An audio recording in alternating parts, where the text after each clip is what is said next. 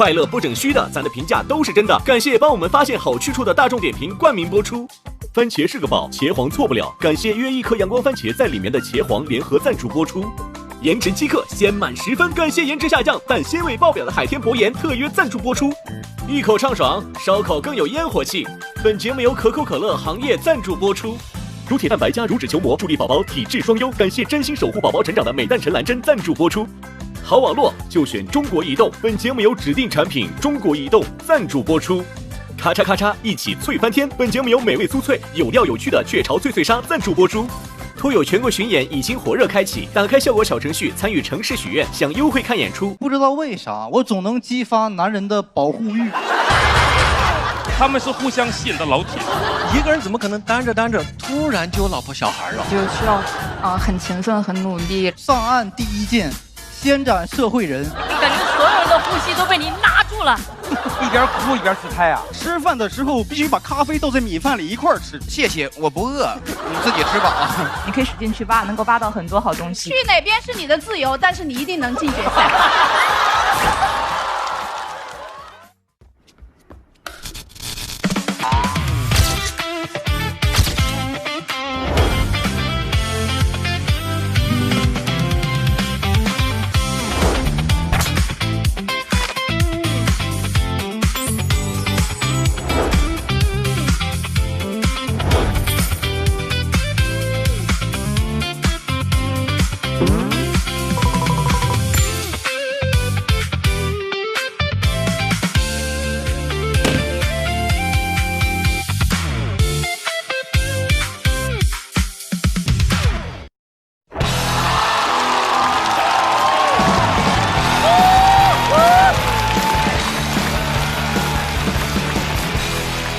快乐不整虚的，咱的评价都是真的。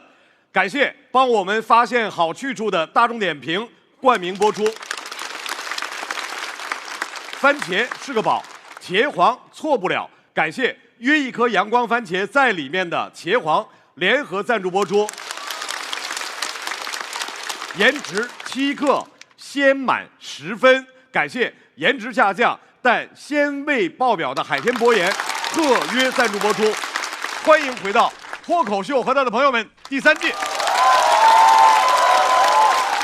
各位，我们的第3赛段5险2进赛即将继续，目前有2支小队完成了他们的表演，因此他们现在就名正言顺的排名前2名。马上要上场的是第3组啊，第3组真的太了不起了，他们的名字叫3季男孩。文艺青年高寒，代号高级寒冷大帅哥，最强战绩，最硬全网无敌手。我讲脱口秀不是为了站好，是为了让你们思考。视频号赛道王者赵月，最强战绩上线第1天播放量100万加，必杀技掌管下班的神。下班了。脱口秀界幸存牛马 Seven， 技能隐形人，必杀技透明人隐身术，随时随地开会症候群。明白，我知道。脱口秀宣发组长季业，技能心系天下，全自动宣发，触发词小五。就说我讨厌帅哥吗？你们这个有小五的照片都不要艾特我。对啊，佳佳。 3000年一遇的究极暖男贾浩，代号脱口秀界首席供暖专家，必杀技自带26度恒温结界，所到之处4季如春。暖了，又暖了，cung好好了。然后你们目前是7组里面分数最低的，这个你们知道吗？哎呦我的妈！现在谁还在乎名字？想当年咱们5个在江湖上都是有头有脸的人物，就是辉煌一刻谁都有啊！别拿瞬间当永久。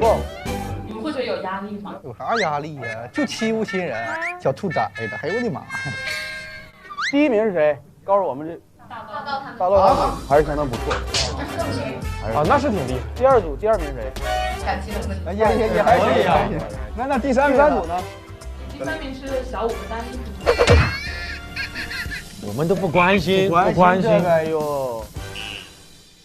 哎，咱就是说，咱要赢了就是说互帮互助，咱要说输了就是这个各自为政。对，咱们这轮真是好啊！我这真的互相都帮助很多。哎，我那个大梗，当时观众都站起来，不就是你加的吗？我的稿子用的就是你的，他们4个人稿全是我写的。好在因为都是高寒写的。我那个梗没想，不是你想的吗？对呀，就是高寒写的。你说绝对想。对，都是兵法学吧？哎呦我的妈！朋友们，我们的队名是3G 男孩，我们的口号是3 G， 创造奇迹。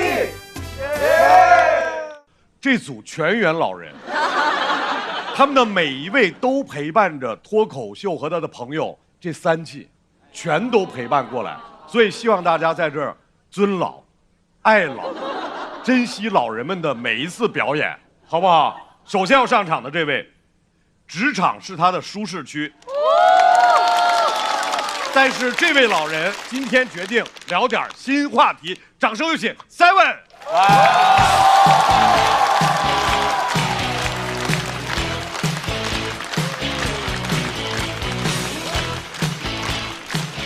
哎，大家好，我是 Seven。我一直想成为一个对别人有用的人。我们节目现在录到第3轮了，你们也知道，朋友们，今年一直是这种组队赛制。我前2轮一直是队伍里最有用的人，因为我有车，可以免费送他们去开放麦，是一辆算我能坐4个人的2门小车。直到这一轮，破赛制5人队，坐不下了。本来季业一个人坐2位置。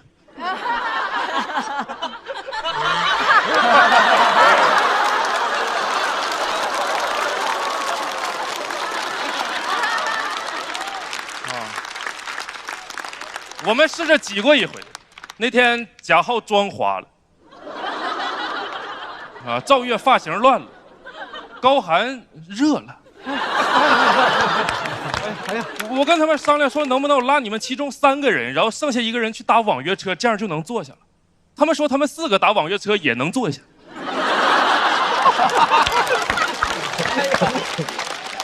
显得我非常没用，认真的说，朋友们，我很怕自己没用，因为我如果不显得自己有用一点，在一个集体里很容易完全没人理我。我从小就是那种很没有魅力的小孩，在我们东北不太会聊天，没有艺术特长，长得还比较呆愣，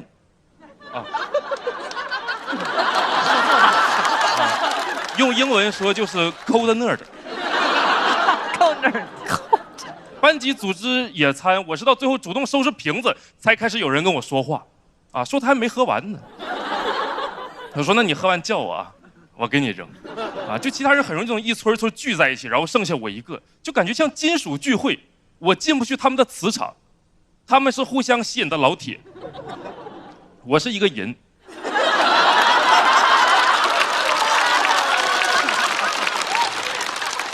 我是靠有用交到自己人生中的第一个朋友，是我听见他跟另一个同学说，他爸不让他玩电脑。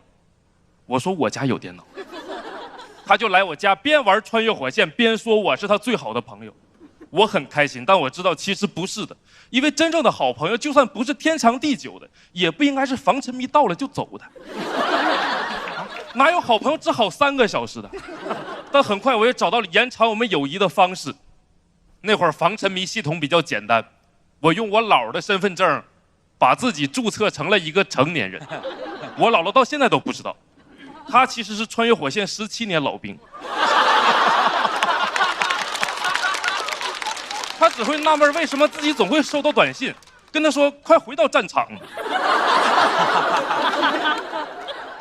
给我指了一条明路，带人玩得好就会被人喜欢。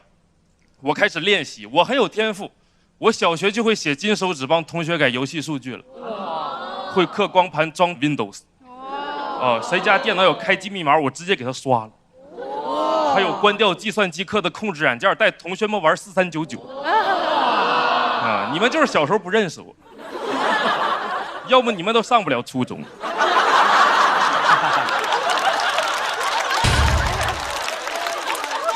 你们就小专、小齐。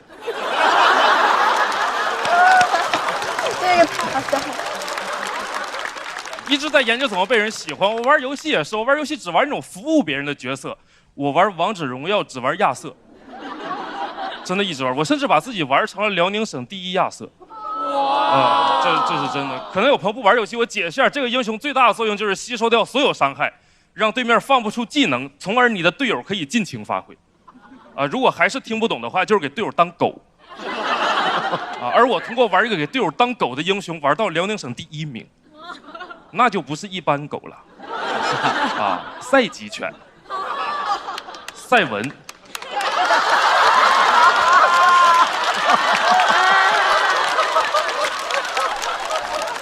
我说实话，朋友们，我就是为了讨好别人，让别人喜欢我，但是你们不用太可怜我，因为我这些年也确实因此学会了很多真才实学和很多技能。我现在想讨好谁，我就讨好谁。我也不知道我这么横干啥啊，反正就是属于 DORAEMON 型人格，就是哆啦 A 梦，我是觉得做个有用的人挺好，但是这2年经常被人不理解。今年过年，我上初中的表弟来我家，看我在那儿帮人改简历、写程序，突然就开始说：“哥，你特别没有主体性，你很没有自我。之前他作业都是我写的，现在开始跟我说这些小某书话。”我让他妈没收了他的手机。这是我表弟在主体性之后学到第2课，主客体分离。现在好像很多人会觉得一直做一个有用的人很可怜，是我之前跟别人讲我爷爷的故事时候发现的。我爷爷一辈子是个有用的人，他上班一直上到85岁，做一些勘探工作。我每次跟朋友们讲这个事情，被问的第一个问题总是：那你爷是哪年去世的？没去世。一直有用不是必须得死的。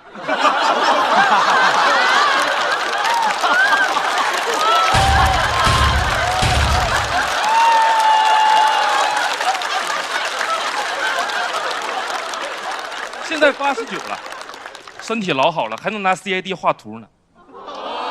也会有人邀请他回去，接着去公司帮忙，说的话跟我姥姥收短信差不多。快回到战场吧，就是这样。我觉得就是做有用的人，帮助他人这件事，他没有那么悲壮。你不是非得燃烧自己才能照亮他人，对吧？人又不是蜡烛，烧了就没了。我的自我认知就是一口铁锅，越拿我炒菜，锅就会被养得越好，而且这样就是老铁了，就不是一个人了。我不相信那种什么他人即地狱，帮助他人会变得不幸，这种比较重的话。因为我从小我爷爷就会跟我说一句东北名言：做人就像雨伞，你不为别人遮风挡雨，别人凭啥把你高高举起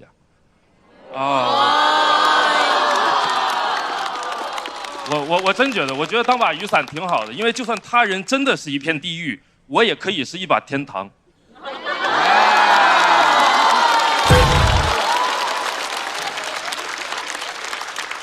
就有用就完事儿了，朋友们。最后分享一个八卦我听说赛制还没定死，现在是5人队，后面可能还要补人变成7人队。我会租一个商务车。讲完了，拜拜。太牛了，太牛了！Seven 的表演结束之后，不要被他的颜值迷惑来投票倒计时。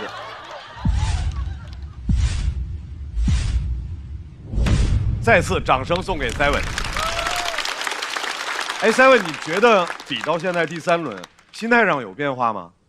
就是每年都在走几轮，其实还挺放松的，但是也有点压力，因为感觉自己前2轮比得很差。就是我觉得你这一轮好像，开花了，更松弛了，然后这个舞台更像你自己的了那种感觉。对。周老师打游戏打得好。打王者荣耀，怎么打都没那么厉害，不知道为啥。他的那个辽宁省第1亚瑟得打多长时间？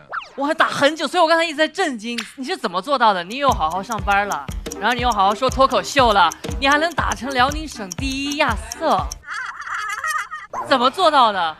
我读研究生的时候就是了，也没耽误读书，还行吧，还行。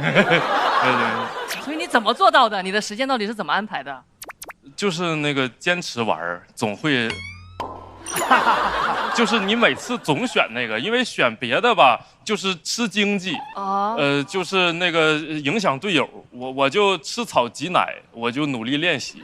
你也找了王者荣耀的教练吗？你可以找我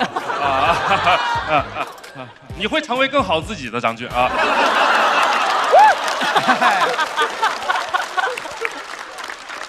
我觉得 Seven 这一段是很流畅的观点型的段子，而且一开始我是一个银这个梗其实并没有预期你后面还能翻，但你后面翻得很好，就是技巧也很好。耶，开心了。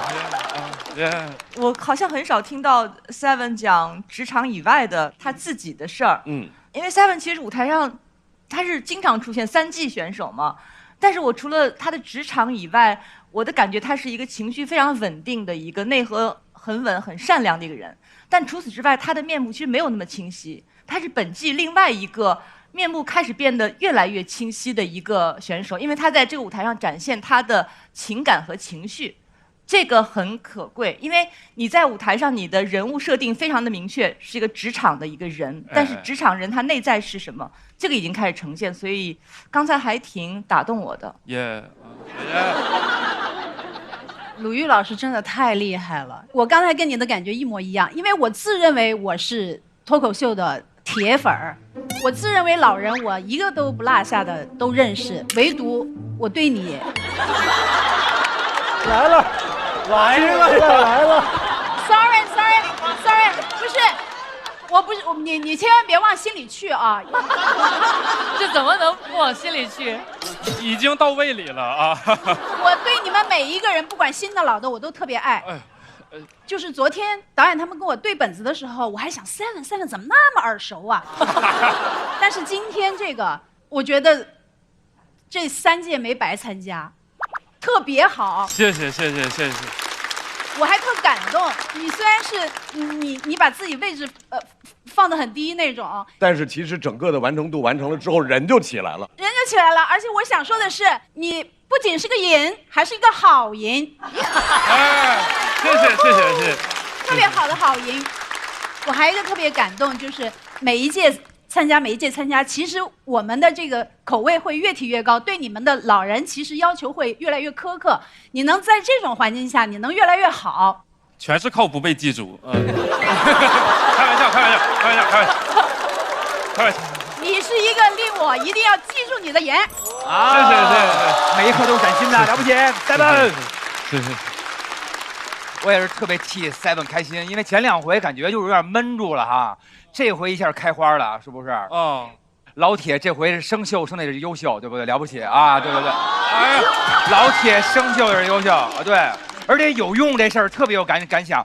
我以前就老觉得自个儿特别有用，然后但是其实又没用，但是没用中也有用的点。我们演出那儿啊唱完一个歌，就感觉自个儿还挺厉害的。我们生的演出的时候，结束完了之后。我们后来上电台采访说，然后有一个孩子打电话说，刚才我妈带着我去看你们演出了。我说真不错。我说妈妈说什么？她说妈妈跟我说呀，你要不好好学习呀，以后就这样。Seven 终于在这一轮从他的职场出来了，给大家留下了好人的印象。谢谢。我们来看一看好人到底得多少票。一生平安啊，一生平安。Seven 190。Seven 出息。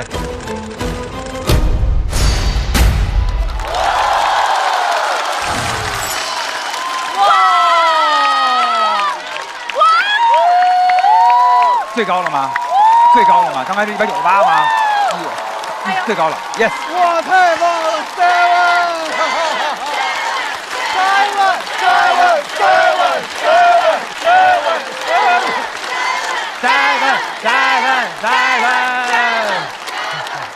看到了吧，各位，是不是又说明了一个简单的道理？好人有好报。来 ，Seven 回到自己的位置，目前为止个人最高分。来，不容易。西罗群你好样的。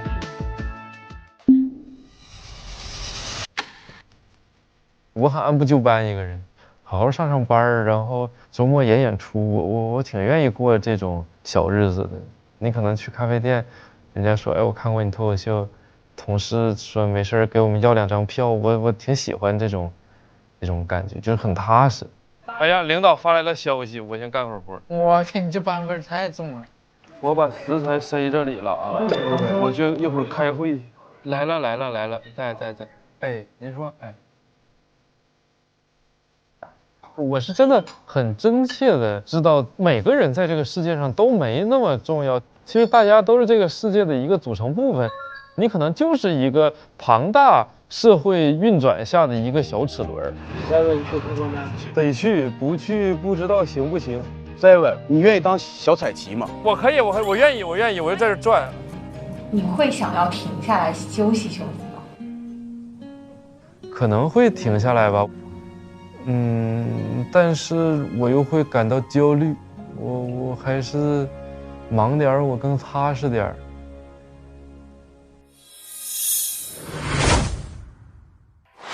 马上要上场的这位演员，脱有3季的宣发组组长，掌声欢迎季烨。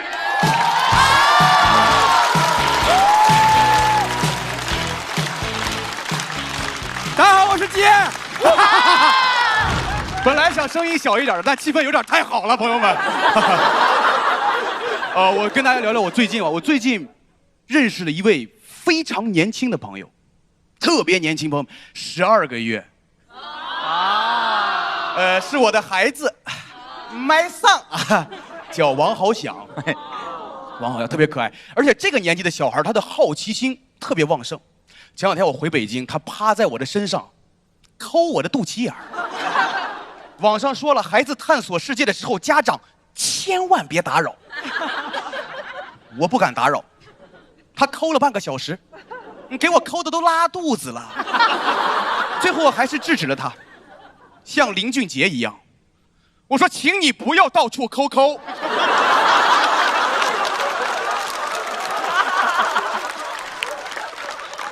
哎，我发现小孩的快乐真的很简单。我现在逗笑我的孩子，只需要摸，他能笑好久。哎，这个技巧要用到咱们演出里面，摸，能骂好久。每次看着孩子，我就想到我小时候，因为我以前呢，也是一个充满好奇的帅气小男孩，普通小男孩，小男婴，好吗？真的，我一上课我就好奇，脑袋里面有什么，课桌里面有什么，头卡在课桌里怎么办呀？真的有一次就卡在里面了，语文老师在讲课，我卡在课桌里面了，我只能干拔，拔不出来。我说完了，这把卡盐局啊！那节课老师教的是现代诗，但我学的是藏头诗。老师生气说季烨人呢，我说老师我学进去了啊。他说你再不出来我叫家长了，我更出不来了，朋友们，因为我一听到叫家长我就头大。我还好奇所有东西的味道，属于是逮啥舔啥。你们身边肯定有我这样的怪小孩，我最喜欢啃铅笔，我觉得2B 的铅笔最有嚼劲儿。春游别人带零食，我端着文具盒就去了。但我同桌更奇怪，他啃指甲，而且只啃大拇指。我还劝他呢，我说咱们这个年纪啊，最好不要挑食。一上课那个场景可壮观了，我咬铅笔，他啃指甲，我们像2只饕餮，在堂食。但我们是很好的朋友，因为自从我们当了同桌之后，他就没有自己削过铅笔。当然了，我一直是自己剪指甲啊，我爱卫生。你们很有想象力，我也很有想象力，因为小孩就是这样，好奇多了就会开始想象。我小时候总在想，我说天上的候鸟为什么要排成人字形啊？我想候鸟是不是喜欢人类啊？我问同学，我说要不要跟我一起排成鸟字形啊？没有人鸟我。我同桌鼓励我说，你可真会想象，给你竖个大拇指。我说谢谢，我不饿，你自己吃吧啊。想象力很丰富，所以我也很爱画画。我是那种想到什么就会画什么的，尤其是在课本上。真的，你们没见过语文书，信息量可大了。我语文书上的孔乙己穿的都不是长衫，公主裙。狂人日记在我眼里是换装游戏。小说里的孔乙己一生薄凉，但奇迹暖暖啊。我当时觉得杜甫也很惨，我会给他手里画一把加特林。南村群童欺我老无力，鸡逼你！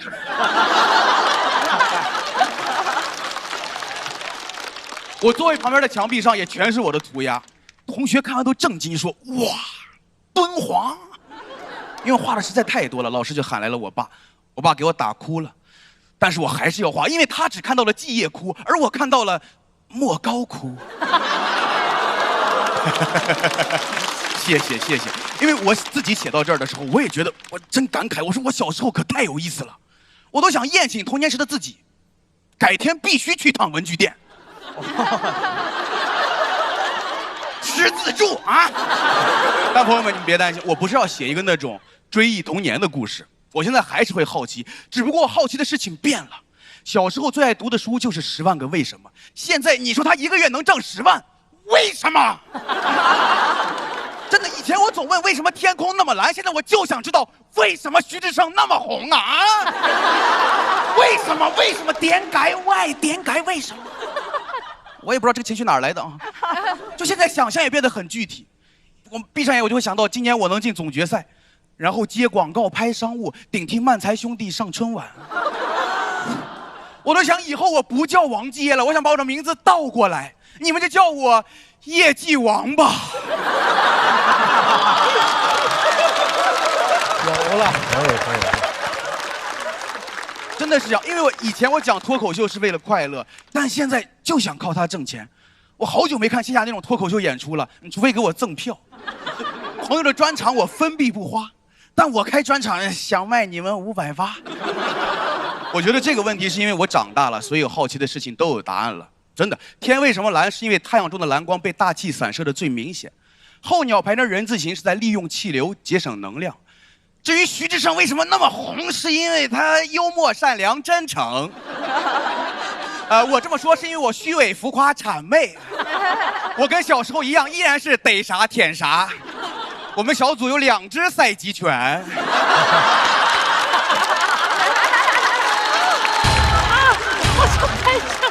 我觉得就是这样，朋友们，就是这样。我只有脱离想象的自留地，我才能抵达富裕的桃花坞啊！哎，桃花坞的导演，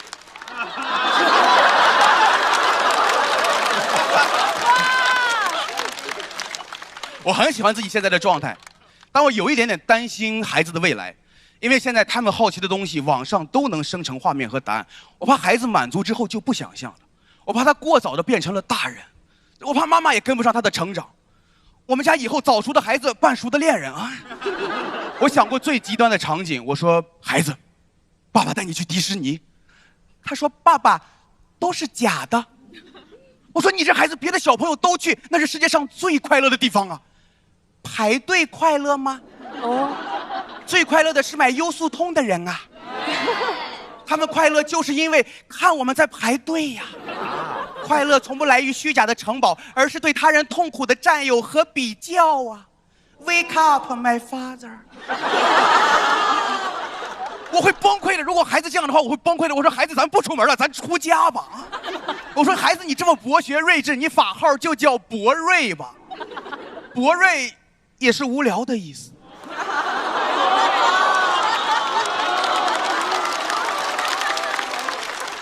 但我知道有人可能不理解我，可能觉得我想的太极端了，因为孩子毕竟才12个月嘛。但我就是怕以后再逗他，他就不笑了，这招就不灵了。我得用那种特别短视频的方法，我得是那种我真的特别爱你，为什么你会？孩子说这个梗过时了，老头儿，你没用了，爸爸。我很害怕，但我不抵抗科技。我觉得一代人有一代人的快乐，但我就是很自私的，我希望孩子也能啃铅笔。啃一下就可以 ，iPad Pencil 也可以啊。算了，这个我有发言权，还是得啃2B 啊，因为这种电子的 Pencil 没有锅气，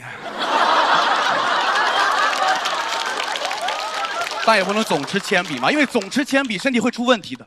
探索世界还是得有一个好身体，所以我推荐美赞臣蓝针，首款超30倍乳铁蛋白加乳脂球膜配方奶粉，体质够棒才能撒野，脑力跟上更有想象啊！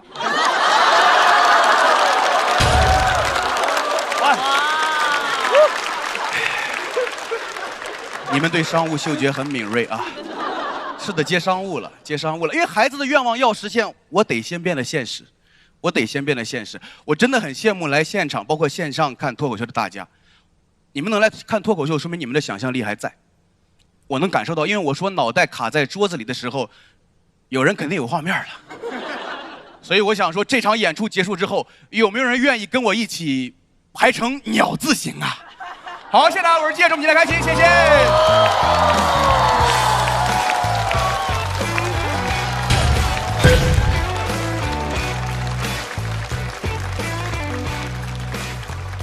来，倒计时。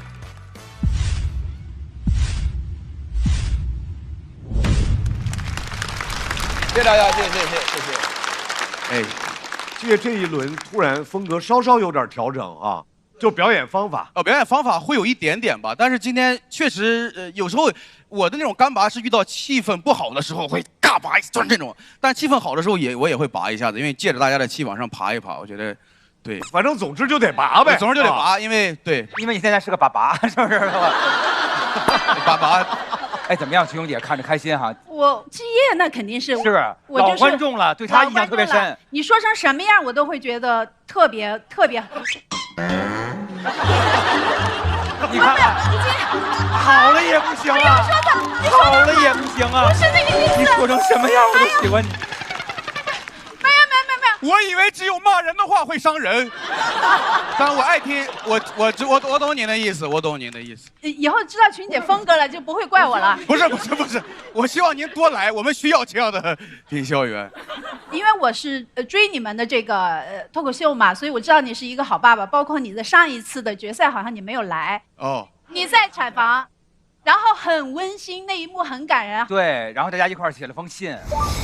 好想和你说一句，你可以活出你想要的人生，做任何你想做的事。那也是节目组给的一个礼物，对。其实我是对你们这几个老人，我都很有感情的。所以我今天我是完全欣赏的一个心态来看。我刚刚拍是在广告那儿拍，因为我觉得你现在有爸爸的责任了。明白，谢谢了。对，我觉得很好。好，担负起来。而且你那个说你孩子抠你肚脐儿那个，我都感动了。对，抠的你都拉肚子了。哦，是因为这个感动的吗？是因为这个？因为这就是爸爸就是对孩子就是这样的，因为孩子那会儿很舒服，你就得忍着呀。明白，是的。包括他从大家都觉得干拔的那一下，他其实想要照顾整个场的气氛，就是他会细腻到他想要照顾每个人的感受。包括他说完最后的整个段子的时候，他会想的是想告诉每一个人，就给大家一个拥抱的感觉。所以我觉得季烨他就一直有一个不停的反差，然后又翻一下又反差一下，但是最后你会发现他是一个很真诚很温暖的一个人，所以就越看就会越被他的表演感染到，然后越来越了解越来越喜欢这个人。谢谢老师。我觉得季烨的现挂能力特别强，我是拍在现挂的地方。我也觉得你干拔是很大的优点来着，就是因为你情绪感染力很强，心路历程比较复杂，然后逻辑又在来回反转的这么一个稿子，能一直带着观众听下去啊，还是然后我也觉得你很适合上桃花坞，祝你早日上去。好的。就像刚刚鸟鸟讲的特别赞同，我本人我觉得干拔我很喜欢，因为它成为你的一个风格。还有就是生活是个富矿，你可以使劲去挖，能够挖到很多好东西。好的，谢谢老师们，谢谢老师们。来，在季烨的表演结束之后，季烨的得票是195。哎呀，也高的。真。季烨回到自己的团队，可以吗？稳当，可以。因为就是我们小时候会想象20年后的世界是什么样的。我原本的底是，我接到了20年后的电话，我问他，我说你过得怎么样？有多少钱？挣了多少钱？然后这个时候突然20年前的我也打来了电话，问我天空为什么是蓝色的。我想有那种童年的想象和现在的想象有那种对撞的那种感觉，但是又觉得太山了。现在有了孩子之后，我陪他能再过一次小时候也挺好玩的。比如他说有一天说我想去水里抓蛤蟆，我希望自己也能说 yes sir， 咱们一块儿去抓，我们去把蛤蟆队长给你抓回来。我希望我不做一个扫兴的父母嘛。3级男孩派出的第3位，挺好，文珠仍然继续跟大家分享他的东北故事。他为什么永远都是这么的？又高级又寒冷的高寒。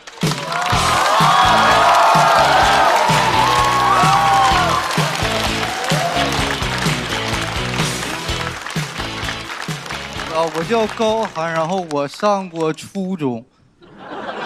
初中上的很艰难，因为当时总有人管我要保护费，非常奇怪，不知道为啥，我总能激发男人的保护欲。我上初一开学第3天，在校外被一群人拦住了，管我要保护费。我说你们要干啥呀？啊，哥哥，不敢不给，因为带头的是学校的扛把子龙哥，他说不给钱就打你啊，给我说懵了。你缺钱打我干啥？不应该打工吗？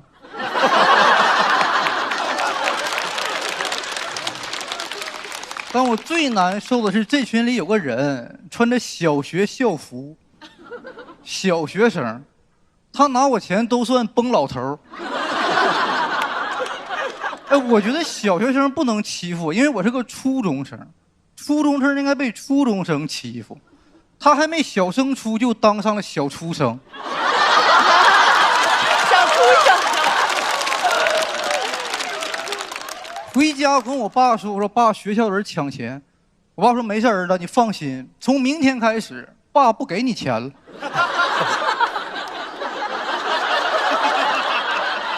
这对吗？长大之后我问过他，他说没想到我能挨欺负。他说你学习好咋能挨欺负呢？老师喜欢3好学生。我说可是坏学生喜欢3好学生。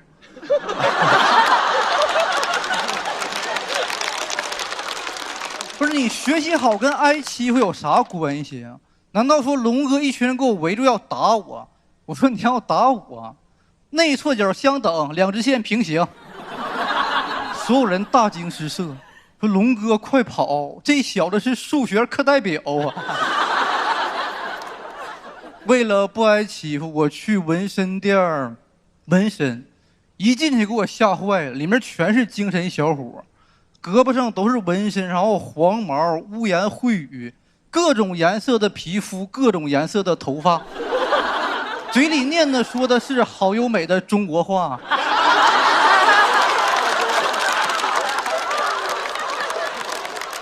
我知道未成年禁止纹身，所以我进门第一句话，哈哈，昨天18岁生日过得真开心呐。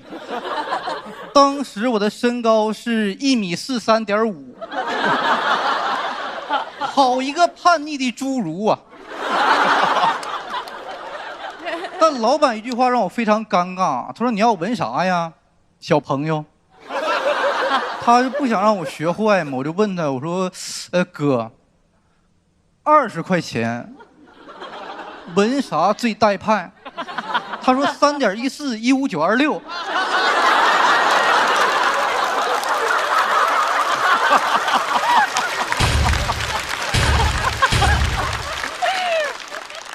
那天我没纹成，当我在纹身店遇到了龙哥。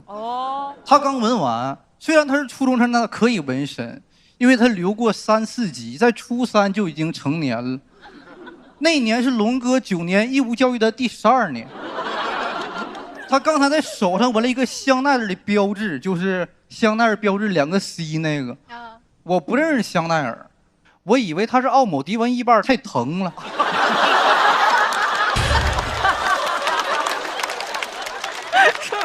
老板说这是高级的奢侈品香奈儿，我觉得非常奇怪。纹身不是为了让人害怕吗？谁害怕香奈儿啊？龙哥一个大嘴巴子过去，掀起了一阵小香风。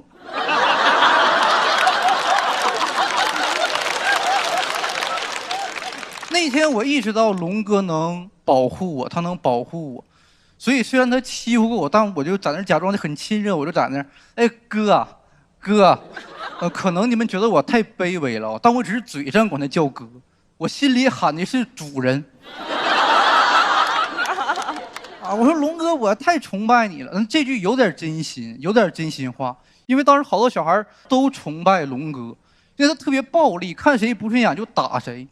现在大家讨厌超雄，但那个环境里，如果你染色体是 XYY， 那你 YYDS。讨好的，疯狂讨好的。回学校我也疯狂的讨好龙哥，天天给他买辣条。哎，有时候课都不上了，逃学为龙。那我特别会来事儿，我都是把那个辣条的包装袋撕好了再递给龙哥。后期我一撕包装袋，龙哥就流口水。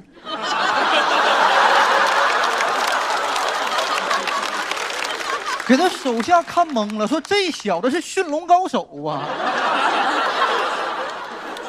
天天讨好的，而且很有效果，很有效果。之后谁还敢欺负啊？别人要一说要打我，我说我认识龙哥啊，那不打了。他不是龙哥，他是和平哥。而且保护我的同时，龙哥也没有放弃对别人的欺负啊，还是非常暴力。学校里大道上走过来人，直接拉过来打一顿，完全不认识。我说为啥呀？他说这小子太埋汰了，头发上有油。我说有油你就打他，你是美国呀？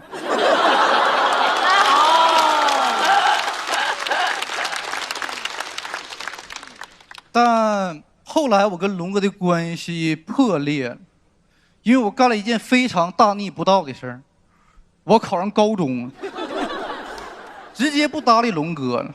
就是这么残忍啊！上岸第一件，先斩社会人。然后之后我就是逐渐的上大学，然后龙哥甚至都没完成那个义务教育啊。但我不是，这不是一个校园暴力的施暴者会得到报应，然后一事无成的故事。龙哥现在还是非常厉害。我上电视之后，同学都祝贺我，只有龙哥他还想着保护我。给我发微信，说高涵，你买保险不？那一天我就想，其实我跟龙哥的感情很复杂，但我从来没有跟他表达过，所以，屏幕前的龙哥，你会看这个节目吗？希望你有腾讯视频会员。这当年有好多话我都不好意思说出口，所以在这里我想引用一句名人名言来表达，就是钮祜禄甄嬛曾经说过，在你身边的每一刻都让我觉得无比的恶心。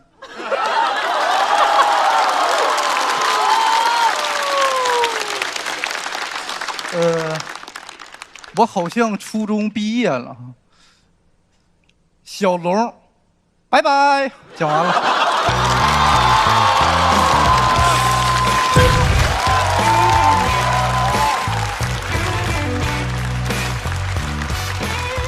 我的天哪，他自己也讲进去了。来，各位，倒计时。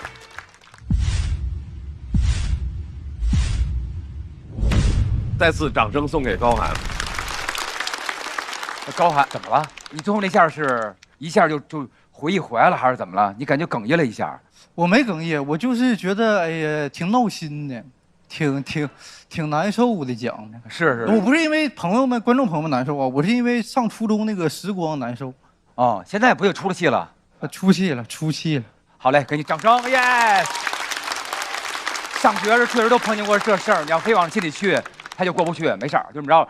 他说那大哥纹身，我们以前那大哥是那个身上穿环，那个身上穿一大堆，这一排环，这儿还有环，脸上环，耳朵这儿有环，我看着他感觉上辈子是个风铃，你知道吗？这个人。然后每天也是哗啦哗啦的，然后都有点害怕。但是后来自个儿长大了，咱们成长了，他们还是以前的那个初中时候，因为他们永远活在一个初中时候感觉能欺负人的那个印象里。然而咱们却已经往前走了很多步了，咱们都是回头看的，还有什么可去那个遗憾的？但是他们没得到惩罚呀。啊，他们一直站在原地，已经是惩罚了呀，因为咱们一直在往前了已经。哦，我觉得高涵就是还是仍然带有一种中学生的气质，感觉穿什么都像穿着校服一样。这个是因为我比较土啊。没有，洋气的。哦。西班牙人老师都这么说了，因为我刚在电梯里面碰见他了，我说哎呦高寒，因为我这是第一次近距离的看他，在电视上看真的是给我是另外一种感觉，一个是个高，然后五官都长得非常的清秀，特别有校园的感觉。行，谢谢你。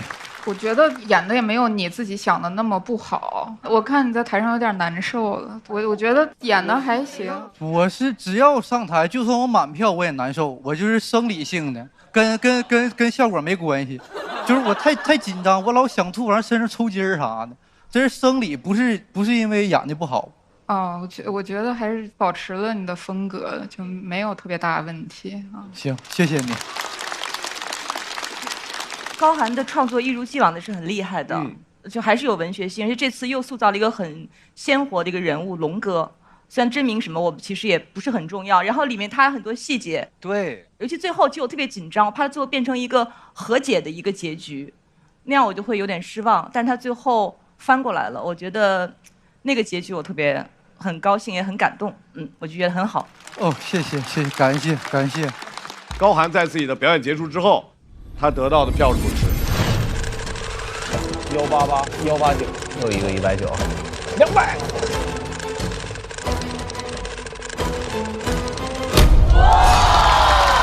194，非常高的票数。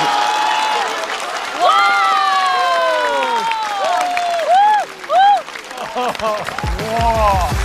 韩宝，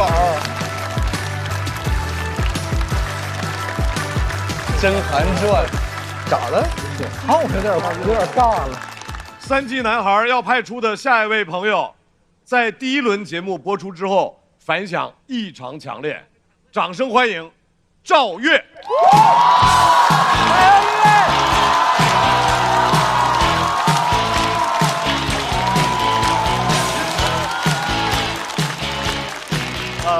大家好，我叫赵越啊。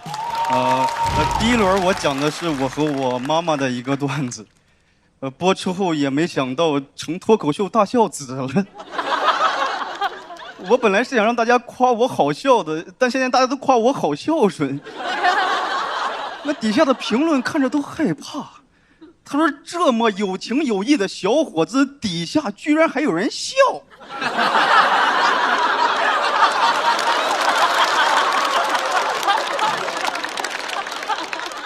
底下不笑，我不就哭了吗？还有人批评我说：“那爸爸呢？爸爸就没有赚钱养家吗？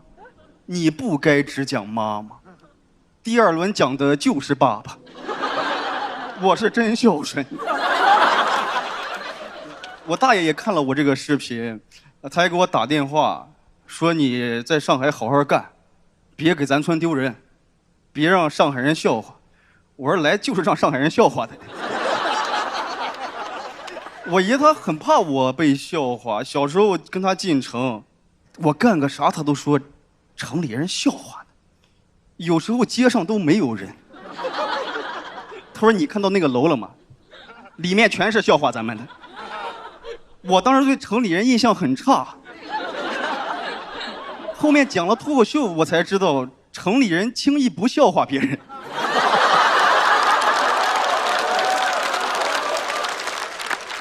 我来上海之前，我非常的紧张，我很怕被这边人瞧不起。但来了之后，发现这边人都非常的好，老高看我。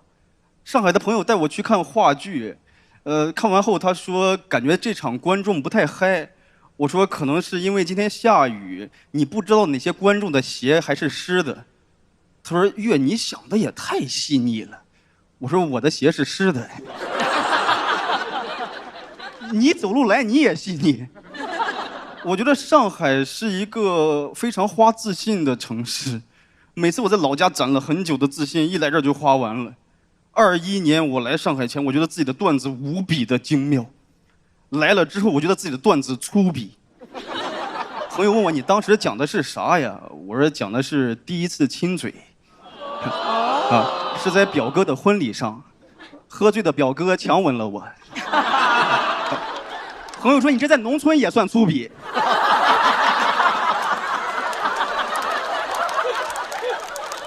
我这个发型其实在我们老家很潮，叫韩氏正太头。剪完头发的时候，理发师给我说：“你已经不能用帅来形容了，痞帅。”他说完之后，我照镜子我都觉得自己坏坏的。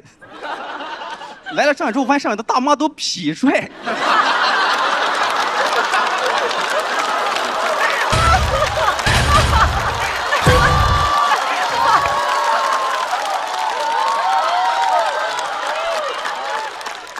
我感觉我老家理发师坏坏的。讲了脱口秀之后，有观众说喜欢我的发型，上大众点评打卡同款理发店，记录痞帅生活。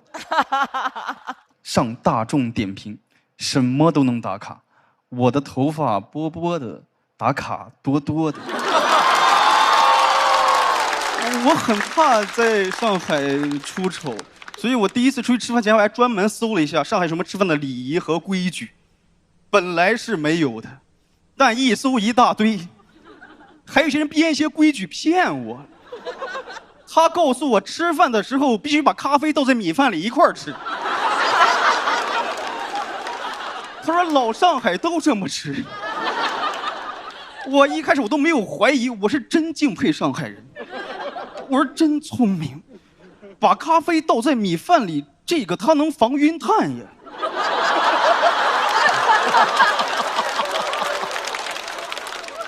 但网上的规矩我也有质疑的，他有个规矩写的非常怪，他说上海一些非常好的餐厅，如果你吃饭吃得很好的话，你吃完饭之后，主厨是会出来和你见一面的。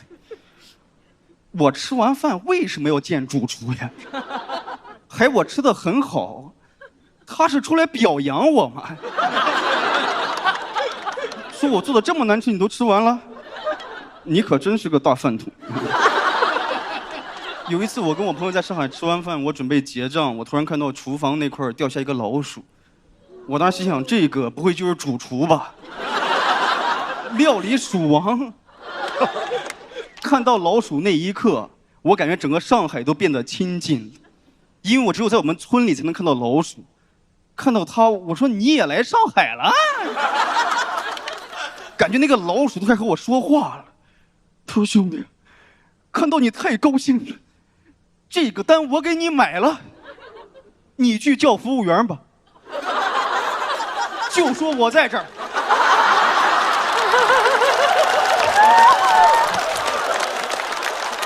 记在我头上。吱。我也没有立马去叫服务员，我先拿手机把他拍了下来，我怕他逃单儿啊，不太信任老乡。当时把照片给服务员看，我看这边有老鼠，他说那不好意思，给您打个6折吧。我说那个我胃疼，然后他说那给您免单吧。我说那你给我打包吧。我鼠哥用命换的，我不能浪费。我一直以为我自己是怕上海，但我朋友他问了我一个问题，他说你这么怕上海，那我如果给你套上海的房子的话，你还怕上海吗？我说那阿拉上海人啊。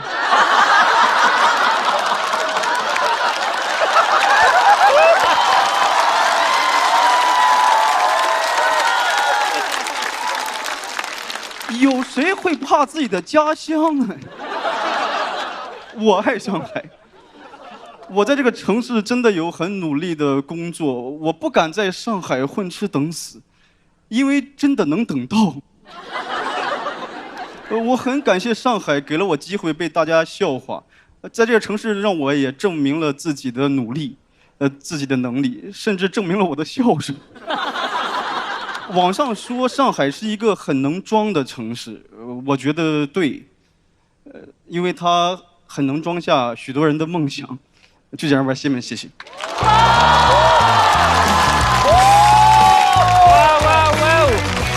可以了，可以啊。来，投票倒计时。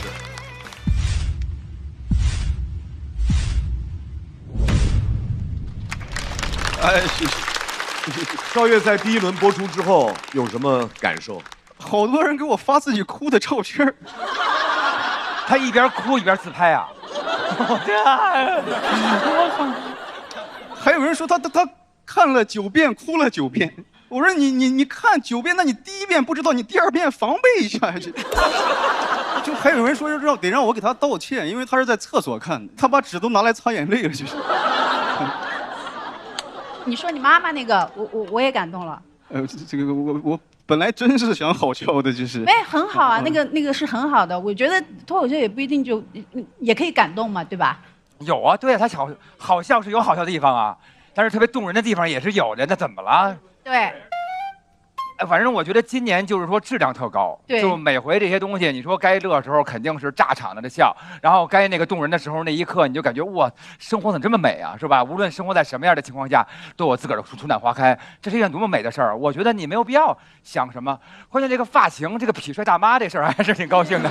痞帅大妈那个好好笑，好好玩。现在你的粉丝团里有多少痞帅大妈跟你在一起？现在没有啥粉丝团，就是，因为我的粉丝都在收麦子呢，就是。下回开专场，我觉得所有粉丝可以戴他这个假发，对不对 ？dress code 一块儿来看你的演出，一块儿削掉假发，然后多开心。我觉得这也是一个特别好玩的场景啊，越来越棒啊！就特别爱听赵越讲故事，就特别的说服我，而且每次我都能从他的故事当中去找到很多的力量，去温暖自己。我觉得这个很重要，而且我感觉赵越是不是一个很害怕别人夸你的一个人？别人骂我也怕。他就是害羞是吧？对，我就感觉他就很害羞，然后很客气，然后感觉他跟所有都是哎谢谢，就感觉一直在这样一个害怕的那个状态当中。所以我也更好奇，你第一次来到上海的时候，你的感受是什么呢？第一次来到上海，我其实很震撼啊，但我还是在朋友圈里批评了一下上海。批评了哦，因为如果我在朋友圈发，哎，我来上海，这显得就没有范儿了，就是。我就专门稍微吐槽了一下上海的城市建设，我说上海的路歪歪斜斜，隐约能从地图上看出难走2个字啊，因为太装了，没有人给我点赞。我也在想，为什么就是赵越那一段上线之后，大家会收获那么多？在我们现场之外的更多的感动的情绪，就是因为赵越的段子是很经琢磨的，尤其这一段很不同，他还是表现出一贯的那种特别真挚朴实，但除此之外，他允许自己展现更多特别复杂的情绪，就是面对上海这样一个大城市，一个个体的那种无助渺小，甚至还有一些他以前没有表现过的愤怒或者什么。因为我们坐这儿有一个特别大的劣势，看不清表情。上线以后，你加表情、情绪后，你会再捕捉到更新的东西。所以为什么你的段子上线以后会有新一波的我们想象不到的那种情绪？但我觉得都特别好。我觉得赵越的梗写得很聪明，就是该稍微拖一点的时候会拖一点节奏。比如说，你要直接说我的发型像老太太呢，它就不好笑。但你要说啊，这里的老太太有一点痞帅什么的，就是其实要找到这个准确的词是很不容易的。其实这个地方是很巧的。然后到后面，如果我买了房呢，阿拉桑海宁，这里又很快。就是所以这个节奏是有张有弛的，很不容易。还有，我觉得你今天表演上也。我能感受到你有一点突破自己，就是你第一次支的时候，其实是有点被观众的笑声淹掉了，然后你立刻下定决心又支了两下。支，因为讲这个段子就是为了支这2下。对，就很可爱，挺好的。来，我们不夸赵越了，现在我们已经把赵越夸得手足无措了。对于小的时候你来说，大城市是一个什么样的存在？是一个非常不敢想的存在。TZ 的第2篇稿子有讲，我爸觉得我太激进了，他说你怎么能一下就去上海呢？他家里的规划就是先去省会，然后再能到上海。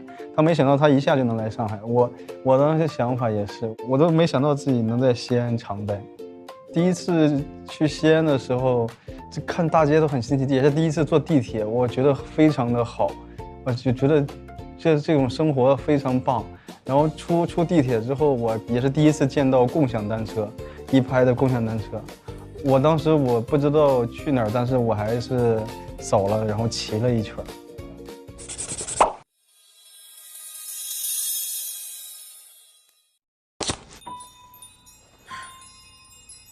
音乐讲究每一个音符的和谐，健康美味更要精准的咸鲜平衡。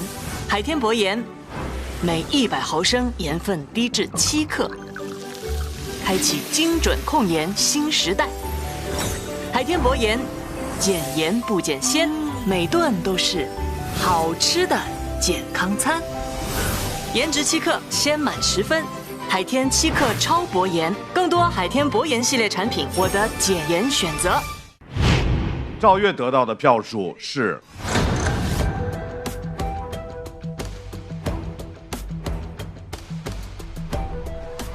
190加200。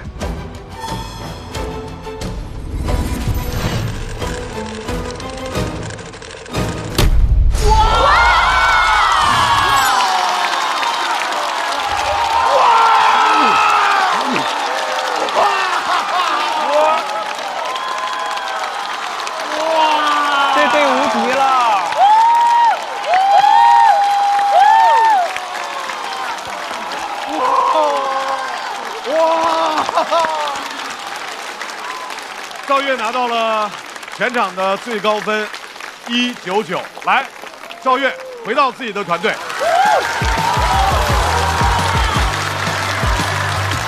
天哪，太香了！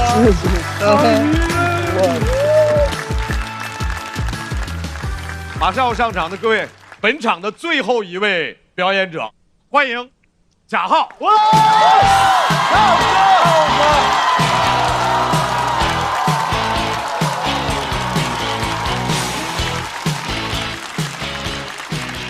首先非常感谢大家来参加我们的6、7个小时的喜剧地狱最后一个演员了，我们就开开心心的给今天画一个圆满的句号，可以吗，朋友们？来吧啊，欢迎大家，我是贾浩啊。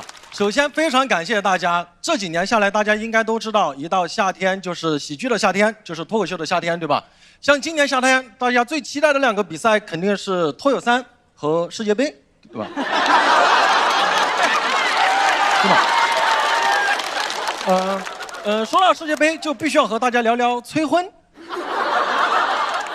这个转折是和家里人学来的，因为我家里人现在一看世界杯就说：“你看别梅西都3个小孩了。”跟他们学的啊。我没想到我38岁了还要和大家聊催婚，完全没想到。对，我现在是我们镇远近闻名的青铜王老五。跟我想的不一样，我想到我38岁怎么也是在托儿所接小孩，不是在脱口3接赵月呀。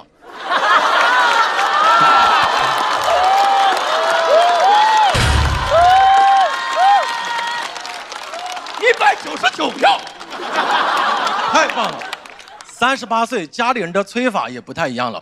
我表姐小孩都已经上大学了，我表姐小孩都上大学了。他如果有一天你外甥都结婚了，你还没结婚，你这个舅舅当什么当？我当伴郎。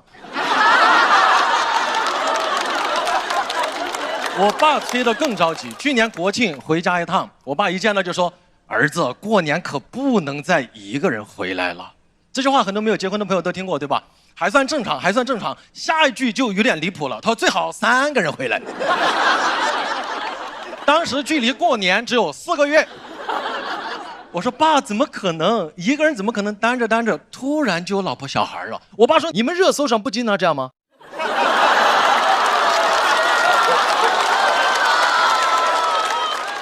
还经常跟我说你再不结婚，再不要小孩，我们贾家就断后了。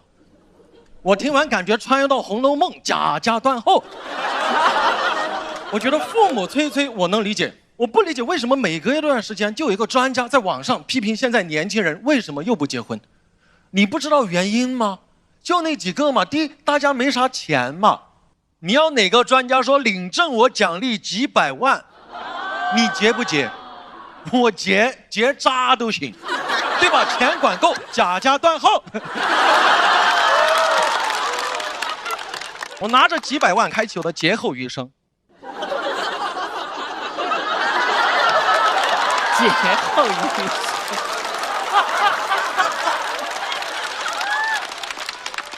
第二是没有遇到真的让你奋不顾身去喜欢的人嘛，对不对？我身边之前有个很好看的女生朋友，好几个男生都在追她。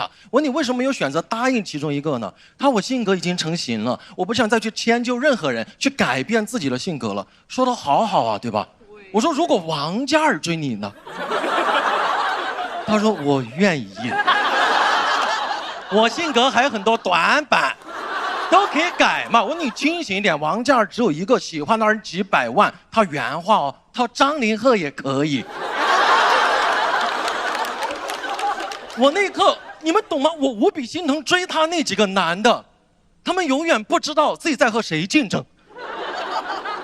醒醒吧，我的几位大兄弟，你们甚至不是 Plan B。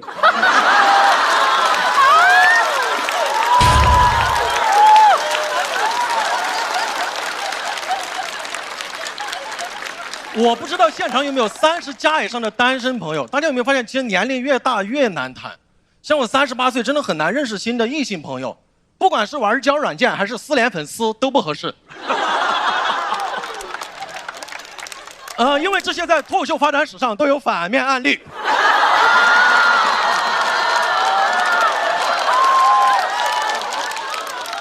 家里长辈也经常说：“哎呀，那你们公司同事之间互相消化一下嘛。”还同事互相消化，我看到同事都不消化。我现在跟年轻的朋友其实不太玩得到一起了，你很难想象我38岁了还和年轻朋友组局去夜店蹦迪，我去不了夜店蹦迪了。夜店一开门我就困了，夜店刚关门我就醒了。我这个作息适合给夜店干保洁。38岁再相亲也很直接的，像我们这个年龄相亲主要看银行卡和体检报告。但如果银行卡情况特别好的话，体检报告可以特一般。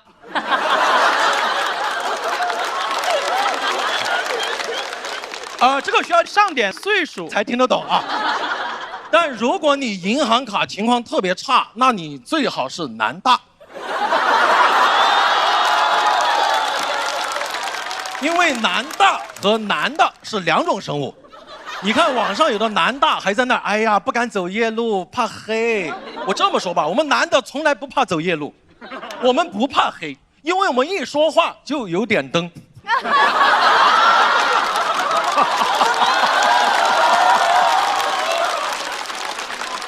我今天其实不是想吐槽催婚，我觉得家里有人催婚其实挺好的。因为我家里那个洗脸池的水龙头坏了好几年了，我每次洗脸必须要拿手去接那个水再洗脸，很不方便。我爸都没有修。有一天我真的忍不了了，我说爸，如果有一天我女朋友来了，是不是也得拿手接水过来洗脸？我爸当天下午就修好了。后来我太会了，天天在家里，如果我女朋友来了，我想吃车厘子，我想喝茅台，但后来我爸妈也会了，经常对着我。如果你天天这个样子打游戏，你女朋友永远不会来。我说如果她来了，他们永远不会来。哎，你们有和爸妈因为一个没见过的人吵架吗？我们家好像那个凤凰传奇呀，我在那儿，如果他来了，他们不会来。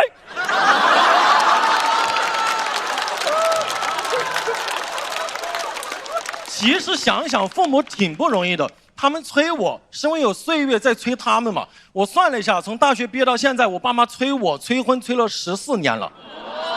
14年，2个7年之痒。他俩现在是我的养父母。14年下来，大家太懂彼此催婚的套路了。经常在饭桌上，他俩在那儿，那个我说知道了，他们说知道就好。有时候 report 看到有观众给我送花，我爸说，哎，我说不行，他哦。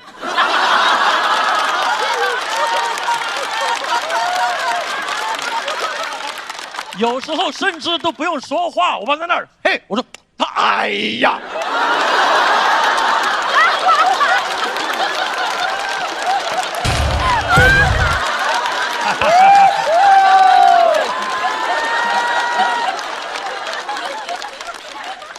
我觉得在催婚面前，我们真的就是要转移父母的注意力，帮他们找到真的热爱。我过年回家给他们一人买了部新的手机，帮他们下载了小某书和红果，手把手教他们从入门到沉迷。现在怎么说呢？我爸的小某书粉丝7万6，但他关注了8万人啊。就这个工作量，天天在小某书学用法，语言都学杂了。之前网友开玩笑说过介绍对象，我爸就回了2个字：蹲蹲。后来还说想感谢这个网友，但又找不到人，只记得名字叫摸摸。我爸说，除了这个摸摸以外，最想感谢的是常年冲浪搭子中国移动，网速这么快，信号这么稳，而且这个网到处都有，比摸摸好找。我爸真是学太快了，移动的流量都被他蹭上了。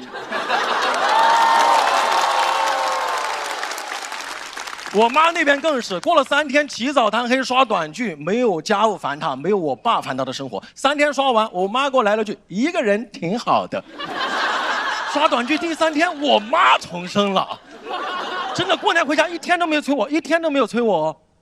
但是走之前一天，我不知道为什么我心里空空的，大家能理解吗？为什么不催了？是我被放弃了吗？还是说你俩在悄悄备孕了？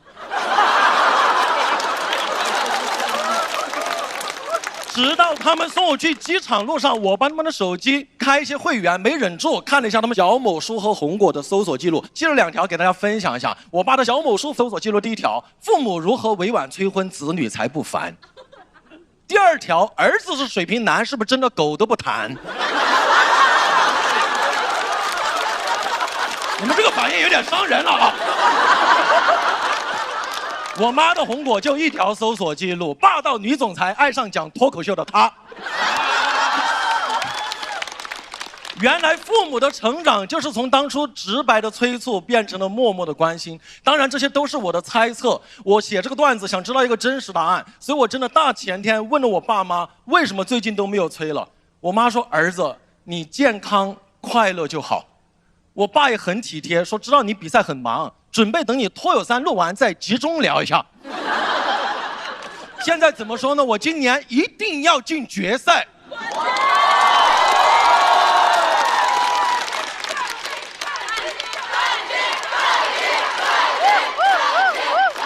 还有一段，讲完啊！只要我录的足够多，我爸就催不上我。这个节目我会一直录，正片录、小会录、衍生录，实在不行，革命节目我也录。我要一直走花路，谢谢大家，我小浩，谢谢。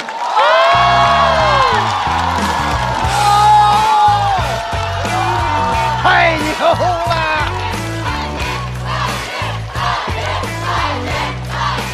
冠军！妈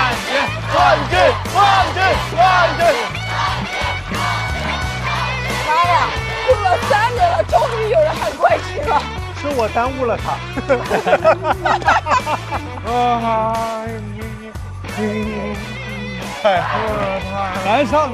咱上马只是倒数了。来，投票倒计时。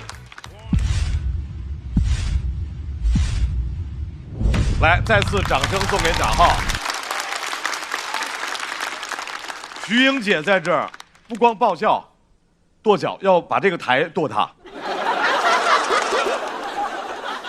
展浩老师，您再听听徐英姐特别真实的一个点评。我觉得你给自己挖了一个坑。啊？你怎么进决赛？你这场太爆了。哦，徐老师，我觉得你真的你给自己拔得太高了。群老师，您没看前两期我讲的不是很好，但我后面段子会越来越好。你今天太好了，你就是我，所以我就觉得你进决赛肯定是能进，但是你，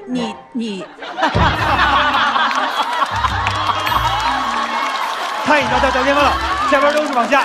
你给自己的这个要求，就是自己给自己拔高了。明白。我非常喜欢瞿颖姐对所有人的点评，因为最后都会出其不意。他的点评叫寓意先扬。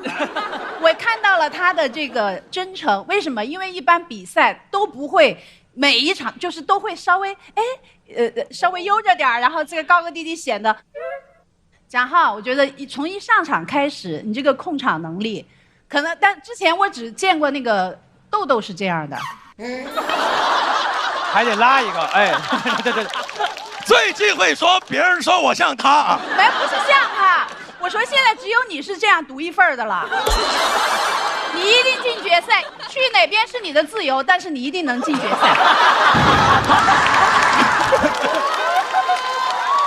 我爱脱友啊！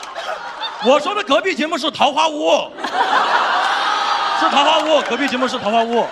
齐勇姐太逗了，就是说，如果没到您的那个程度，你就感觉哎呀怎么不好，是不是？然后一到这个程度，说怎么能好成这样？不能太好了。是，很好很好。而且我觉得贾浩现在演出根本不是表演，是个明星的演出。他自己享受，他在台上很享受，就是很自如了。一个是自如，就是有那种光芒，你知道吗？就是那种明星在说脱口秀。别再夸他了，他得意着呢。周深夸2句。哇，还怎么夸？就感觉所有人的呼吸都被你拿住了。哎，但是贾浩这一路上就是说谈恋爱这事儿，后来就是怎么了？就是我现在只能说我有喜欢的女生，但是没有跟。因为我爸妈包括身边朋友就老想着给我介绍这个介绍那个，但我也不方便怎么那个。一般我们会觉得舞台上表演好像张弛有度的表演是很高级的，但我有时候会被那种倾尽全力不惜力会全部都给到大家的东西会被他给打动，就包括贾浩，包括刚才像基业他们那种表达我特别喜欢，就对一个比赛我志在必得，然后全部都给到观众，我觉得非常好。而且浩哥是应该线下演出效果最稳定的演员之一，就是每一场都是效果很有保证的，能做到这一点也很不容易，就需要很勤奋很努力，然后也有天分才可以。谢谢大家。我确实觉得身边很多朋友都吐槽过，就觉得年龄越大越难谈，因为大家工作都很忙，没有什么时间去认识新的朋友啊。我希望能够把这个点讲出来。那你现在的生活是什么样子的呢？欢迎大家打开38岁精致沪南的一天。这是我的好朋友贾浩，早上6点就开始起床了。有哪个正常的脱口秀演员会6点就起床？你画面不要转那么快，我还没有吐槽完。然后开始洗脸，喉咙出水，哎呦，搞得嫩嫩的。擦干又喷湿，又风干，干了又湿，湿了又干。抠啥呢？也不让我们看看牌子。不知道用了什么名贵的护肤品，我还以为是刚才没洗干净，原来是洗护要分开。好嘞。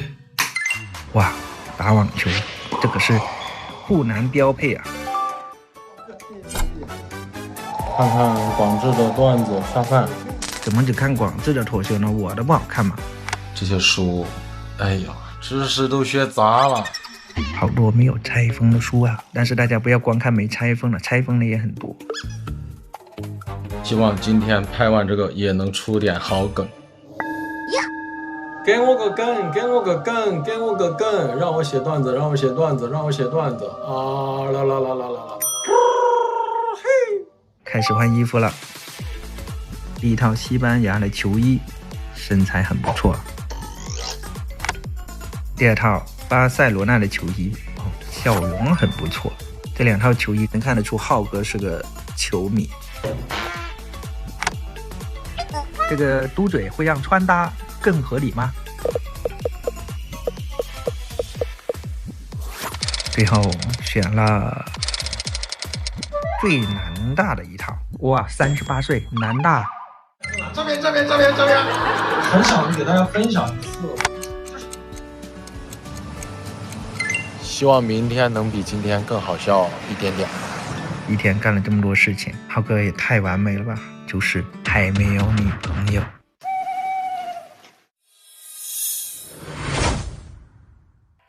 贾浩表演结束之后，4位回到台上，到了我们来看3季男孩全组分数的时候。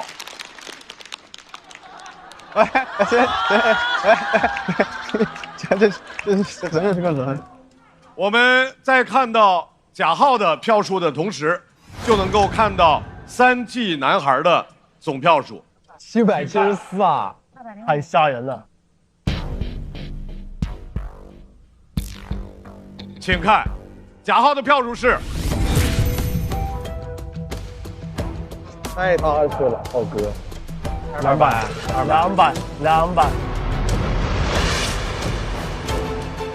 很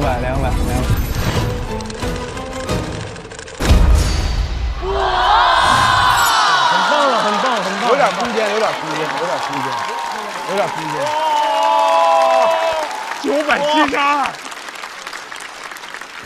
浩哥这一轮特别好，应该也是他这一季以来他自己演的最开心的一场。他的段子现在你就发现，就是他的梗绝对就是量大管饱，你就笑就完了。浩哥我觉得他也憋了太久了，我觉得他是终于要露出夺冠的爪牙了。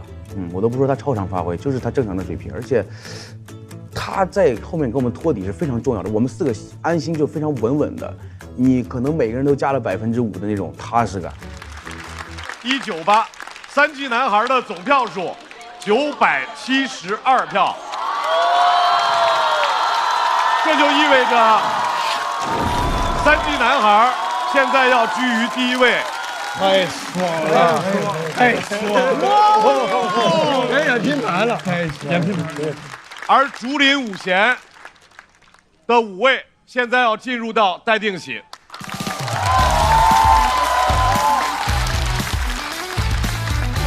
太牛了！太厉害了！太强了！开心吗？头皮有点少。我怎么感觉你哽咽了呢？有点，哽咽了，有点，一点点。但写得很好呢。终于站起来了！希望我们都在这边坐着。希望是我拖累了你前2轮。不，希望都在这边坐着。还支了2次，我也支一次，没听懂。三季男孩，我觉得因为都是在这个舞台上的老演员，3季了嘛，所以他们全员都能够以团队的形式进到下一阶段，我很开心。其实舞台是残酷的，像今年世界杯一样，你看到诸神黄昏，又看到一些新人出现，你会为新人高兴，但你又希望那些诸神还能够留在我们的视线当中，但你明白，永远都是这个就是世界，这个就是舞台，是赛场。哎呀，我很久没感觉到这种团队作战的感觉了。就是那种感觉很温暖，很温馨。比方说，高寒上场前，他说他特别紧张，他说浩哥你赶紧帮我揉揉腿，我有点抽筋了。就是我就赶紧给他揉腿，月月就在旁边可能帮他揉揉手什么的，就是那种大家上场那一刻有点竞技体育的美感，一下子回到了大学踢足球联赛、打篮球联赛的那种感觉了，就那种团队的感觉。各位。脱口秀和他的朋友们，第3季的第3赛段5险2进赛上半场已经全部结束了，晋级有实力，经得起大众点评。接下来看一下目前排名前2的小队的榜单，同时也恭喜2支小队，期待你们能在下半场经受得住其他队伍的挑战和考验。来。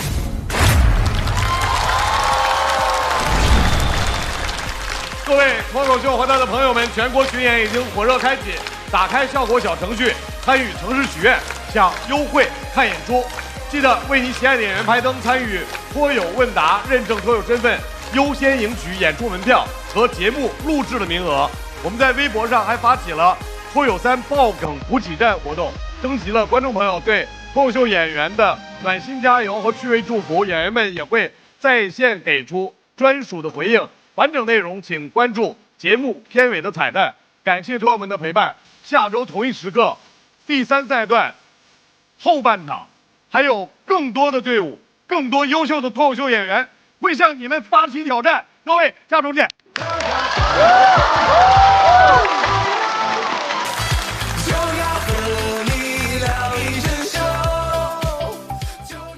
快乐不整虚的，咱的评价都是真的。感谢帮我们发现好去处的大众点评冠名播出。番茄是个宝，茄皇错不了。感谢约1颗阳光番茄在里面的茄皇联合赞助播出。颜值7克，鲜满10分。感谢颜值下降但鲜味爆表的海天博颜特约赞助播出。烟火气氛正好，可口可乐不能少。感谢一口畅爽，烧烤更有烟火气的可口可乐赞助播出。体质不掉线，脑力不断电。感谢真心守护宝宝成长的美赞臣蓝针赞助播出。快乐信号满格，冲浪一路丝滑。感谢我的网络好搭子中国移动赞助播出。咔嚓咔嚓，一起脆翻天。本节目由美味酥脆、有料有趣的雀巢脆脆鲨赞助播出。Lucky 皮皮乐 AWISY 跟我说，23年看到他选择离开舒适区，选择自己创办公司，就觉得好勇敢。特别感谢皮皮乐在托友3爆梗补给站对我的鼓励。我觉得离开舒适区才能够创造出更多的舒适区，希望我们以后走到哪里都是舒适区。谢谢。微博网友活着没烦恼在托友3爆梗补给站给我留言了，真的好厉害，可以把中专段子讲出那么多新视角，后面还会延续这个赛道吗？很期待出现在总决赛，我也特别期待我能出现在总决赛，但是我得好好努力吧。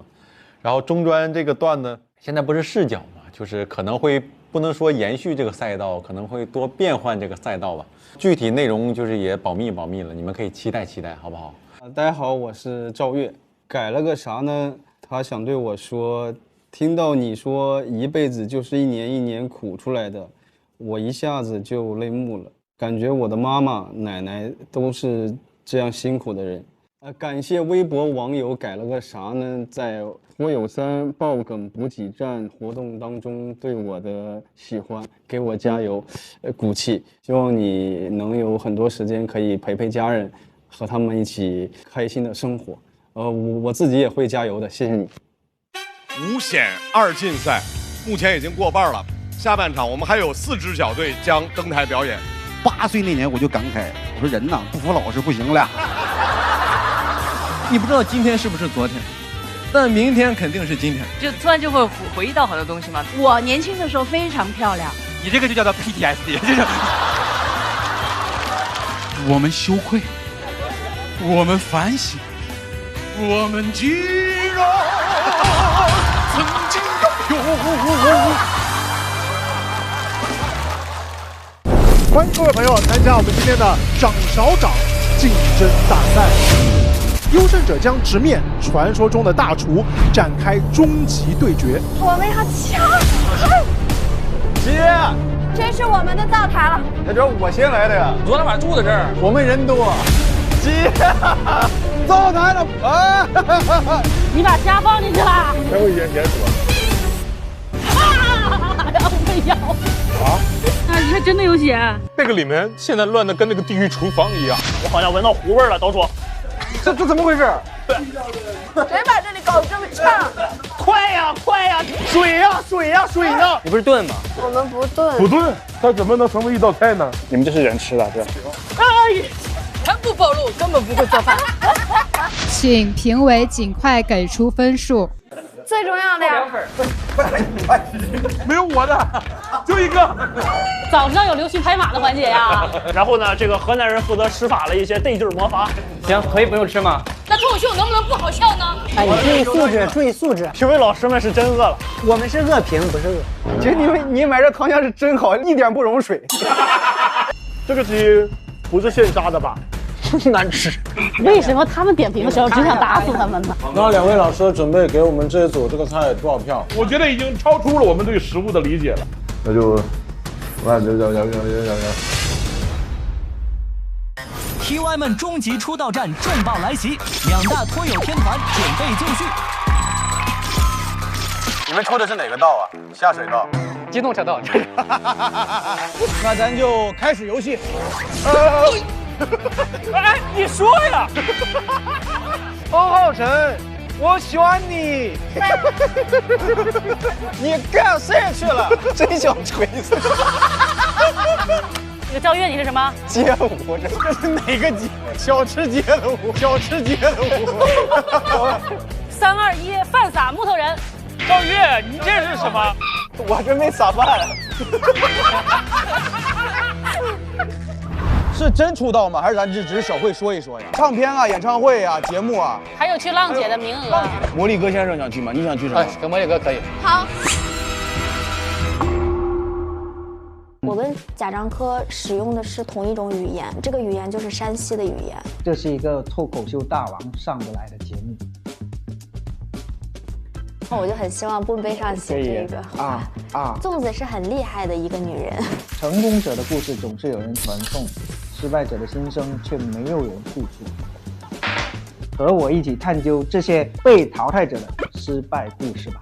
为什么大家会觉得跟贾樟柯的电影很像？我觉得这本质上可能是因为有那种时代感，就比如说山西的煤矿、山西的歌舞厅、山西那些想要走出去的人、想要去南方的人、想要离开的人，这个可能是山西的语言，是那个黄土的语言。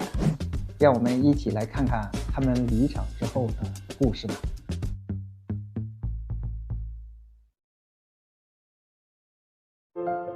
遇见他们第2季重磅回归。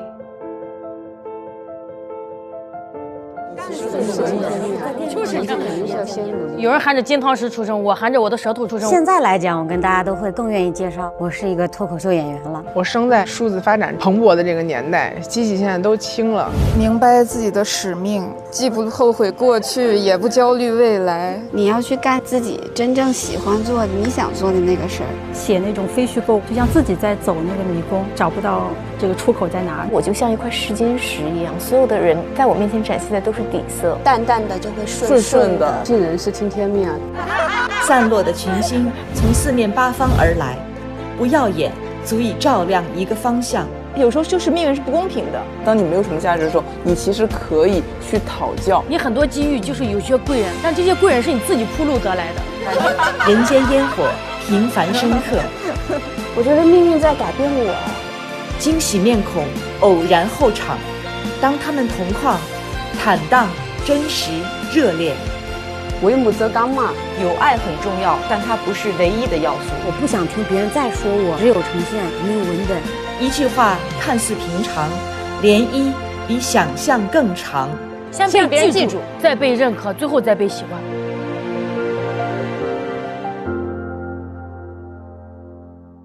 快乐不整虚的，咱的评价都是真的。感谢帮我们发现好去处的大众点评冠名播出。番茄是个宝，茄皇错不了。感谢约1颗阳光番茄在里面的茄皇联合赞助播出。颜值7克，鲜满10分。感谢颜值下降但鲜味爆表的海天博颜特约赞助播出。一口畅爽，烧烤更有烟火气。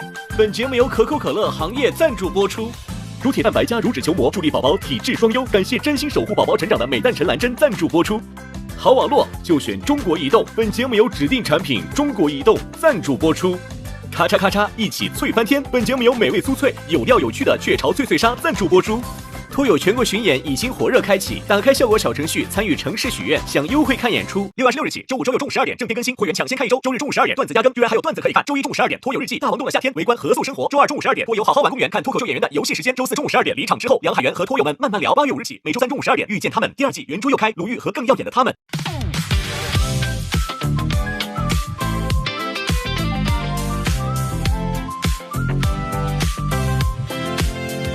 你又带着冷笑话出现，幸好只有我懂你的笑点，不用解释，一个眼神到位，不用装完美，做自己才最宝贵。哦，拜托拜托，暂时忘掉一切，想记住你嘴角上扬瞬间，不用想明天，明天还很遥远，不知不觉又和你聊到凌晨3点。哦，烦恼往外跑，今夜有你们真好，这是我们的约定，祝你今夜过得开心，就要朋友朋友，哦朋友，就要和你聊一整宿，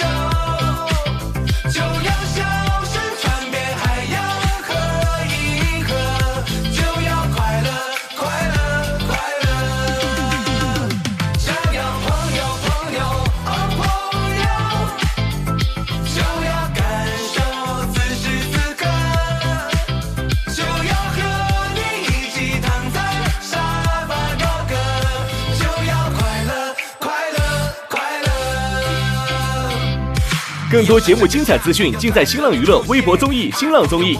感谢丽丽城传媒、天气通、新浪新闻、腾讯娱乐、山东文旅对本节目的大力支持。